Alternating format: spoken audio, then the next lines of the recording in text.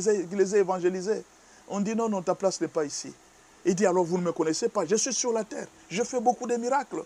Regarde, alors on lui a montré l'image de ton église. Il dit c'est ça ton église, non? Sur un écran, il était en train de voir l'image de son église. Il a dit oui, c'est ça mon église, regardez. Regardez les choses qui se font dans l'église. Ça c'est mon église.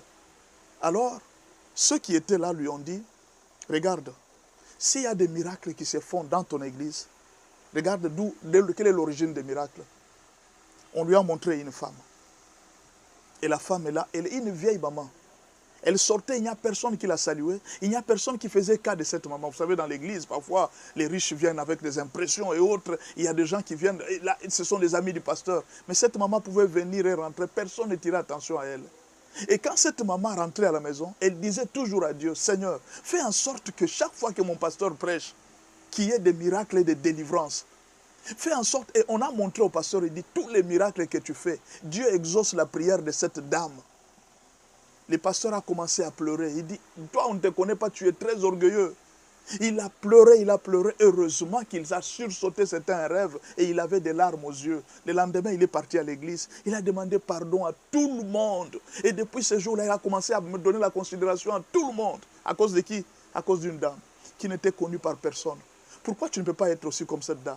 L'intercession est un travail qui ne dépend pas de ta présence à l'église. Prie pour le président, prie pour le pasteur, prie pour ta famille, prie pour tes amis, prie pour tout le monde. Prie pour tout le monde. La Bible demande de prier pour tous les hommes. C'est un service. L'intercession pour tous les hommes est un service. Pourquoi tu restes là? Moi, on m'a déçu à l'église. Je n'irai plus à l'église. Même si tu n'iras pas, continue à prier pour le pasteur. Même si tu n'iras pas, continue à prier pour ces frères qui sont tombés. Ou alors tu n'as pas d'amour.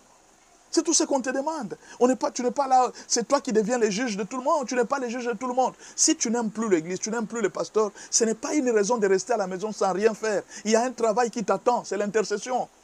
Entre dans l'intercession, prends un carnet, commence à écrire tous les problèmes des gens. Tu connais des amis qui ont des problèmes, qui ne se sont pas encore mariés. Commence à prier pour que Dieu leur donne le mariage. Tu connais des gens qui n'ont pas encore trouvé du travail. Commence à prier pour que Dieu leur donne du travail. Tu connais des pasteurs qui sont en train de tomber. Le diable est en train de les attaquer chaque jour. Commence à prier et je te demande même moi qui prêche ici, prie pour moi parce que le travail que nous faisons, c'est un travail à haut risque. C'est un travail très dangereux. Éclairer l'intelligence des gens, ce n'est pas facile. Le diable n'aime pas. Parce que la Bible dit, vous connaîtrez la vérité et la vérité vous affranchira. Maintenant, imaginez que le diable sait que le monsieur là est en train d'ouvrir l'intelligence des gens. Mais le diable va m'attaquer. Mais je serai sauvé si toi, qui fuis l'église, tu pries pour moi. Si l'église prie pour moi, l'apôtre Pierre était en prison. Mais qui l'a sauvé? C'était l'intercession.